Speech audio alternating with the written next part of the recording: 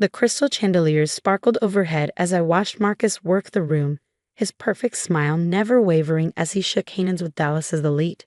My sister's husband had always been the picture of charm, but tonight something felt off. I couldn't shake the nagging feeling in my gut as I observed him from across the ballroom. My name is Emma Chen, and at 32, I've spent the last decade working as head of security for my father's charitable foundation. The annual Winter Gala was our biggest event of the year, bringing together wealthy donors who helped fund educational programs for underprivileged kids across Texas. This year, we expected to raise over $500,000. But something about Marcus's behavior had me on edge. The way he kept glancing at the security office door, how he seemed to be timing the guards' rotations. After 8 years in the family, I thought I knew my brother-in-law well. The successful investment banker who had swept my sister Sarah off her feet. The man who always had the perfect gift, the right words, the most expensive car. But lately, cracks had started to show in his perfect facade. 3 weeks ago, I'd overheard him arguing on the phone about gambling debts. Last week, Sarah had called me in tears because their joint account was suddenly empty. When she confronted Marcus, he blamed it on a banking error that would be fixed soon. But I knew better. Years of security work had taught me to trust my instincts, and right now, they were screaming that something was wrong. I adjusted my earpiece, scanning the room while trying to maintain a casual appearance. "Jake, what's your position?" I murmured to my head of security. "East entrance clear," he responded promptly. "All quiet so far." I nodded, though he couldn't see me. The foundation's office, where we would be securing tonight's donations, was down the hall from the main ballroom. We had state-of-the-art security, including cameras covering every angle. Or at least, that's what everyone thought. What no one knew, not even Jake, was that I'd installed additional hidden cameras throughout the building last week. Call it paranoia, but something told me we'd need them. I learned early in my career that sometimes the biggest threats come from those closest to you. The evening progressed smoothly at first. Donors wrote generous checks, gave inspiring speeches about the importance of education, and enjoyed the premium open bar. My father, James Chen, beamed with pride as he announced this year's fundraising goal. From across the room, I caught Sarah's eye. She smiled, but it didn't reach her eyes. She looked tired, worried. I made a mental note to check on her later. Around 10 p.m., I noticed Marcus slip away from the crowd. He'd been drinking heavily, but his movements were surprisingly steady as he made his way toward the hallway leading to the foundation's office. I touched my earpiece again. "Jake, I'm going to do a perimeter check. Keep an eye on the main entrance." I followed Marcus at a distance, my heels clicking softly on the marble floor. He paused at the corner, looking both ways before continuing down the hall. My heart started racing. This was it. Whatever he was planning, it was happening now. To my shock, Marcus pulled out a key card and swiped it at the office door. The light turned green, and he slipped inside. How had he gotten access? Those cards were strictly controlled. I waited 30 seconds before approaching the door. Through the glass, I could see Marcus at the safe, entering numbers on the keypad. The safe that contained over $500,000 in donations from tonight's event. The safe whose code only 3 people knew: me, my father, and our head of accounting. My hand hovered over my phone, ready to call security. But something held me back. I needed to understand how deep this went. Who had helped him? How had he gotten the codes? The safe door swung open. Marcus worked quickly, stuffing stacks of cash into a black duffel bag he'd somehow smuggled in. His movements were practiced, efficient. This wasn't his first time doing something like this. I pushed open the door quietly, looking for something Marcus. He spun around, but instead of panic, his face showed only mild annoyance. "Emma," he said, zipping up the bag calmly. "I should have known you'd be watching." "Step away from the safe," I ordered, my voice steady despite my racing heart. He laughed, a cold sound that echoed in the small office. "Or what? You'll call security? Have me arrested at your father's charity event? Think about what that would do to Sarah, to your family's reputation." My jaw tightened. "Put the money back." "No," he said simply, slinging the bag over his shoulder. "You see, I need this money, and you're going to let me walk out of here." "Why would I do that?" His smile turned cruel. "Because if you don't, I'll tell everyone about your father's creative accounting." about how he's been inflating donation numbers for years to attract bigger donors, about the offshore accounts. I felt like I'd been punched in the gut. You're lying. Am I? Check the records. Your precious father isn't as clean as you think. Now step aside. My mind raced. Was he bluffing? I'd never seen anything suspicious in our books, but I didn't handle the financial side directly. Could my father really be involved in something illegal? Marcus moved toward the door, still wearing that smug smile.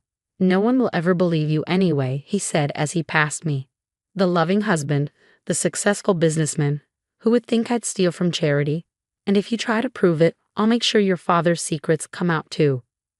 I watched him walk away, my fists clenched at my sides. He thought he had won, thought he had me cornered. But Marcus had made one crucial mistake. He didn't know about my hidden cameras. I waited until his footsteps faded before pulling out my phone. With a few taps, I accessed the feed from the camera hidden in the corner of the office ceiling. The footage was crystal clear, Marcus entering the code, stealing the money, even his threat about my father. Everything. But I couldn't go to the police. Not yet. First, I needed to verify his claims about my father. If there was any truth to what Marcus said, this situation was far more complicated than simple theft. I closed the safe and left the office, my mind already forming a plan. Marcus thought he was untouchable, protected by family ties and threats of mutually assured destruction. He had no idea what was coming. Back in the ballroom, the party continued as if nothing had happened. Marcus had resumed his position by Sarah's side, laughing at something a donor was saying. Our eyes met across the room, and he raised his champagne glass in a mock toast. I forced a smile and turned away, touching my earpiece. Jake, I need you to do something for me, but keep it quiet. The next morning, I sat in my home office, surrounded by financial records going back 5 years. I'd been up all night, combing through everything I could access. So far, I found nothing obvious, but Marcus's words kept echoing in my head. I needed to be certain. My phone buzzed. Sarah calling. I took a deep breath before answering. Emma? Her voice was shaky. Something weird is going on. Marcus didn't come home last night, and this morning I found out all our accounts are empty. He's not answering his phone. I closed my eyes. Of course he'd run. Sarah, there's something you need to know. He's gone, isn't he? She whispered. Just like Dad always said he would be. What do you mean? She let out a bitter laugh. Dad never trusted Marcus. He told me last year he suspected Marcus was embezzling from his own firm. But I didn't want to believe it. I thought Dad was just being overprotective. I sat up straighter. Sarah, what else did Dad say about Marcus? Just that he'd had him investigated when we first got engaged. That there were red flags, but I was so in love I wouldn't listen. She paused. Emma, how much did he take from the gala?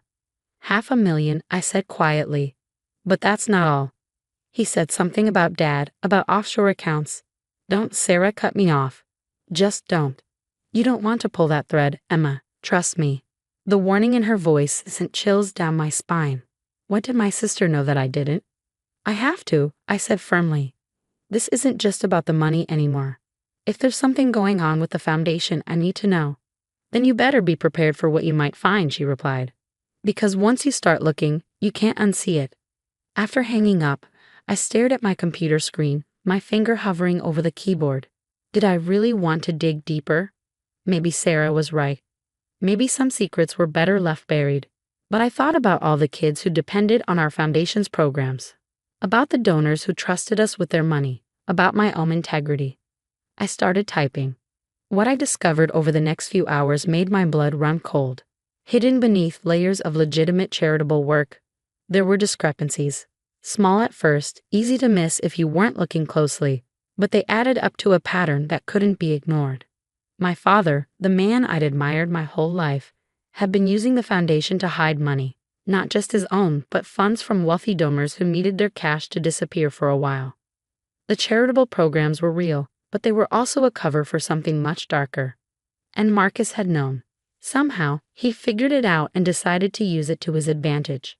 I leaned back in my chair, feeling the weight of this knowledge settle over me. I had evidence of 2 crimes now, Marcus's theft and my father's financial manipulation. The question was, what was I going to do about it? My phone buzzed again. A text from an unknown number. I know you have footage of me, but ask yourself, can you really expose me without exposing everything else? Meet me tomorrow, 2 p.m., Riverside Park. Come alone, or I release everything I have on your father to the press. I stared at the message, a plan already forming in my mind. Marcus thought he had the upper hand, but he'd underestimated me. Again. I touched the small camera pendant hanging around my neck, a gift from Jake last Christmas. For extra security, he'd said with a wink. It was time to put it to use. Tomorrow would be interesting. The next day dawned cold and clear, a typical Dallas winter morning. I arrived at Riverside Park 30 minutes early, scoping out the area while pretending to be just another jogger enjoying the trail. My camera pendant was recording, and Jake had positioned plainclothes security at strategic points around the park, out of sight but ready if needed. At exactly 2 p.m., Marcus strolled up to the bench where I sat, looking irritatingly confident for someone who'd just stolen $500,000. He wore expensive sunglasses and a leather jacket that probably cost more than most people's monthly salary. "Emma," he said, sitting down beside me. "I trust you came alone." I nodded, keeping my expression neutral. "Where's the money, Marcus?" He laughed. "Safe. And that's where it's going to stay unless you want your father's dirty laundry aired in public." He pulled out his phone, showing me a screen full of documents. "Everything's here. The fake donation records, the offshore accounts, even some interesting emails about tax evasion. One click, and it all goes to every major news outlet in Texas." "You really think you've got it all figured out, don't you?" I said, watching his face carefully. "I know I do. Face it, Emma, you're not going to risk destroying your family's reputation over this. The foundation would collapse. All those underprivileged kids you pretend to care about, they'd lose everything. And for what? To catch one thief." I felt my anger rising but kept it in check. "Those kids aren't pretend to me, Marcus. Unlike you, some of us actually care about more than just ourselves." "Oh, spare me the moral high ground," he scoffed. "Your whole family built their reputation on lies. At least I'm honest about who I am." "And what's that?"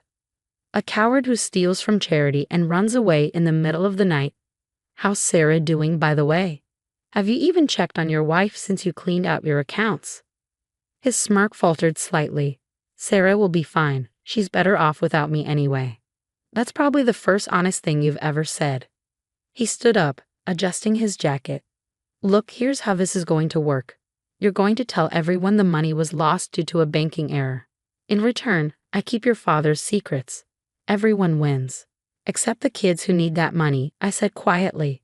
"Except Sarah, who trusted you. Except everyone who believed in you. That's their problem, not mine." He turned to leave, then paused. "Oh, and Emma, don't try to follow me. You're good at security, but I'm better at disappearing." I watched him walk away, counting steps in my head. 3, 2, 1. My phone buzzed. A text from Jake. "Got him. GPS tracker planted when he sat down. Want us to move in?" I smiled, typing back, "Not yet. Let's see where he leads us." The next 48 hours were a masterclass in patience. Marcus led us on a winding trail across Dallas, making stops at storage units, safety deposit boxes, and finally to a private airstrip outside the city. He thought he was being careful, but every move was tracked, every conversation recorded.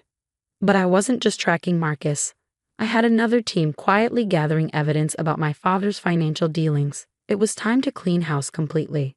3 days after our park meeting, I sat in my office, looking at 2 files on my computer. One contained everything on Marcus: the theft, the gambling debts, the evidence of previous frauds he committed. The other held proof of my father's years of financial manipulation. Sarah sat across from me, her eyes red but her voice steady. "Do it," she said. "All of it." "Are you sure?" "Once I press send, there's no going back. For any of us." She reached across the desk and squeezed my hand. "Unsure. It's time for the truth. All of it." I took a deep breath and clicked send. 2 emails went out simultaneously, one to the FBI's Financial Crimes Division, the other to the Texas State Attorney's Office. Within hours, everything would change. The arrests were surprisingly quiet affairs. Marcus was picked up at the airstrip just as he was about to board a private plane to Mexico. The duffel bag of stolen cash was still in his possession. My father was arrested at his office, maintaining his dignity even as the handcuffs clicked shut. The press, of course, had a field day. CHRET Foundation in SCANDAL. KF and FRAUD XPOZ. Screamed the headlines. But there was another story emerging too, one about transparency and accountability, about doing the right thing even when it hurt. Sarah and I held a press conference a week later, announcing a complete restructuring of the foundation. New board members, new oversight committees, complete transparency in all financial dealings. We would rebuild, this time on a foundation of truth. Why did you do it? A reporter asked me. Why expose your own family? I thought about Marcus's smug smile in the park, about my father's years of deception, about all the people who had been hurt by their actions. Because some things are more important than family loyalty, I replied. Sometimes doing the right thing means being willing to lose everything to protect what matters most. 6 months later, I stood in front of a classroom full of kids at one of our after-school programs. Despite the scandal, despite the upheaval, we'd managed to keep these programs running. Different donors had stepped up, impressed by our commitment to transparency and change. Miss Emma, one of the kids asked, "Is it true your brother-in-law tried to steal from us?" I nodded. Yes, but he didn't succeed. Want to know why? They leaned forward eagerly. Because sometimes the people who think they're the smartest, the ones who think they can't get caught, are actually the easiest to stop. They get careless, they get overconfident, and most importantly, they underestimate the people around them. Marcus had been sentenced to 10 years for the theft and various other financial crimes they'd uncovered. My father got 5 years, reduced in exchange for helping expose a larger network of financial fraud among Dallas's elite. Sarah filed for divorce and threw herself into helping run the foundation. She was stronger than anyone had given her credit for, including herself. As for me, I kept doing what I'd always done, protecting what mattered, just with a clearer understanding of what that really meant. That evening, as I was leaving the classroom, I found Sarah waiting in the hallway. The new board approved our expansion proposal, she said, smiling. 3 new programs starting next month. I hugged her tightly. See, sometimes things have to fall apart before they can be rebuilt better. She pulled back, wiping away a tear. You know, when this all started, I thought losing Marcus would destroy me.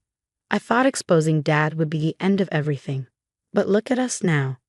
I looked around at the children's artwork decorating the walls, at the bright future we were building from the ashes of deceit. Yeah, I said softly. Look at us now. Later that night, I sat in my office, looking at the camera pendant that had helped expose Marcus's theft. Such a small thing to bring down such elaborate schemes. But then again, that's often how justice works, not in grand gestures, but in small, careful actions, and choices made when everything is on the line. My phone buzzed with a text from Jake. Security upgrades are complete. Nothing like this will ever happen again. I smiled, typing back, no, it won't. But if it does, we'll be ready. Because that's the thing about people like Marcus, there's always another one waiting to try their luck. But as long as there are also people willing to stand up, to risk everything for what's right, they'll never truly win. The foundation still bears my family name, but it stands for something different now. Something true, and in the end, that's worth more than all the money Marcus tried to steal, more than all the secrets my father tried to hide. Sometimes the biggest victories come not from what we gain, but from what we're willing to lose, from the courage to say no, this isn't right, even when it costs us everything we thought we needed. I looked out my office window at the Dallas skyline, thinking about how different everything was from a year ago.